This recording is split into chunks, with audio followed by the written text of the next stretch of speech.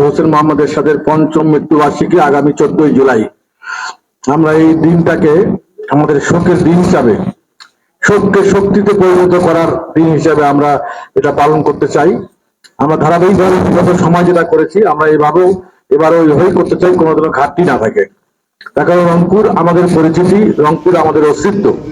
সেই রংপুরের অস্তিত্বটাকে, জাতীয় পার্টির অস্তিত্বটাকে জিয়ে রাখার জন্য আমাদের যে অর্পিত দায়িত্ব আমাদের সঠিকভাবে পালন করার চেষ্টা আমরা করব।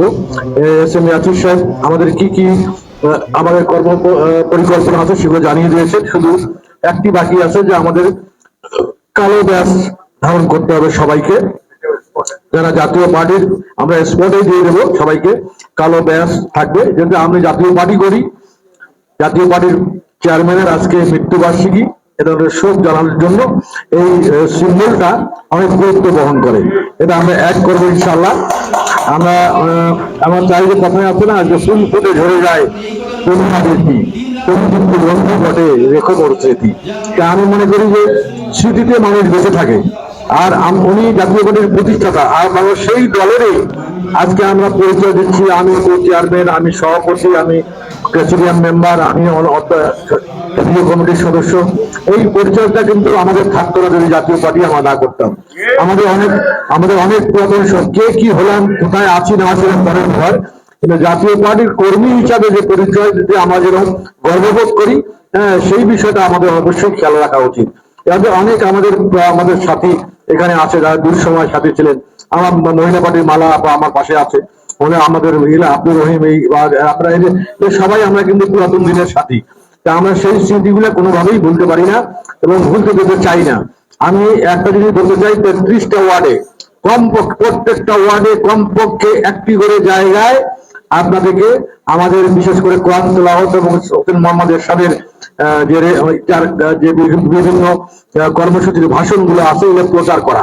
তাহলে অন্তত ওই এলাকার মানুষগুলো জানবে যে আজকে হোসেন মোহাম্মদ এরশাদের মৃত্যুবার্ষিকী, জাতীয় পার্টি আছে, জাতীয় পার্টির কর্মীরা তাকে স্মরণ করে আমাদের এই কর্মসূচিগুলো পালন করার মাধ্যমে হোসেন মোহাম্মদ এরশাদকে আমরা আজীবন স্মরণ রেখে যতদিন বাঁচি আমরা সেই লক্ষ্যে কাজ করতে চাই।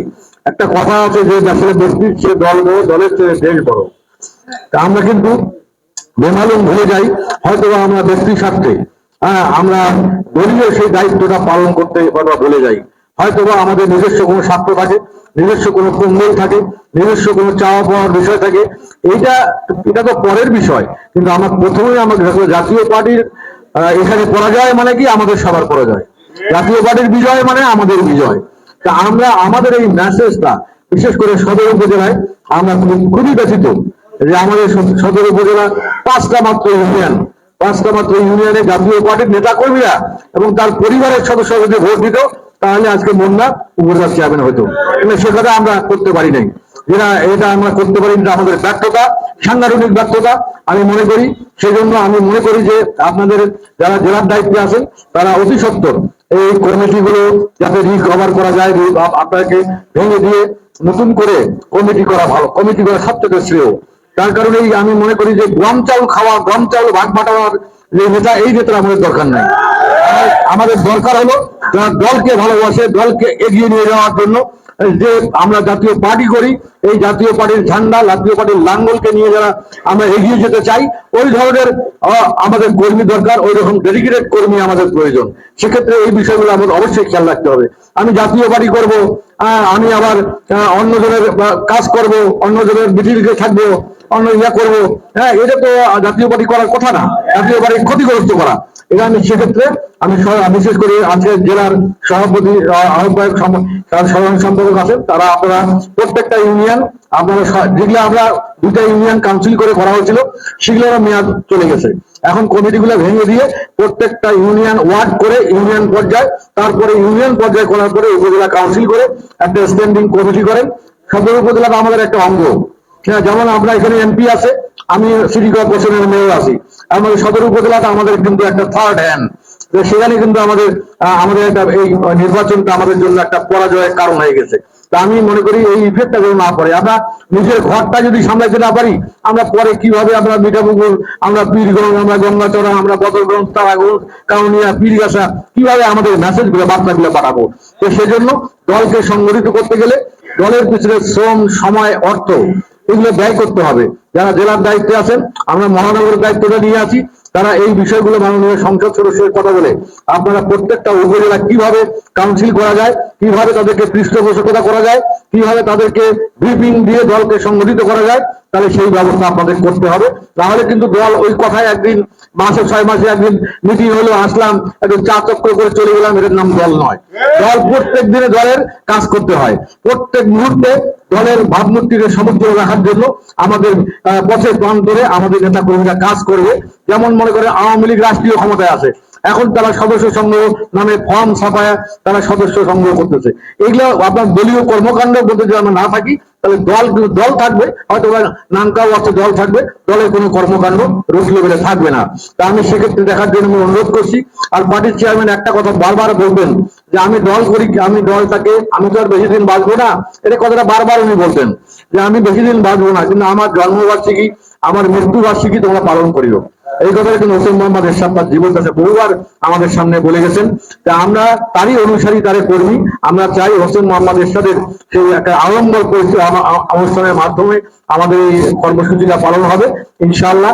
যতদিন বেঁচে আছি আমাদের গায়ে এমনই একটা সিল পড়ে গেছে যে আমাদের আর কোনো জায়গায় যাওয়ার কোনো সুযোগ নাই। আমি যদি যেতেও চাই, মানুষ আমাকে গ্রহণ করবে না, মানুষ আমাকে বেঈমান হিসেবে আখ্যায়িত করে আস্থা করে নিক্ষিপ্ত করবে।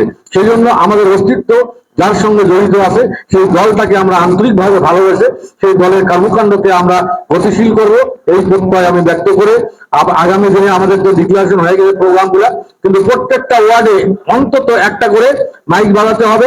আমরা দেখি সিডিটা করে দিতে পারি নাকি, এখান থেকে করলে আমরা 33টা ওয়ার্ডে দিয়ে দেবো, এটা আপনার বাড়তেই থাকবে। তারপরে আমাদের নামাজের সময়টা করে বন্ধ করে দেবেন, বন্ধ করে দেওয়ার পরে বাদ আসর আমাদের আপনারা টোটাল মাইকটা বন্ধ করে দিয়ে আমাদের কর্মসূচি সমাপ্তি ঘোষণা করব। সবাইকে আমার পক্ষ থেকে অনেক অনেক শুভেচ্ছা, অনেক অনেক শ্রদ্ধা।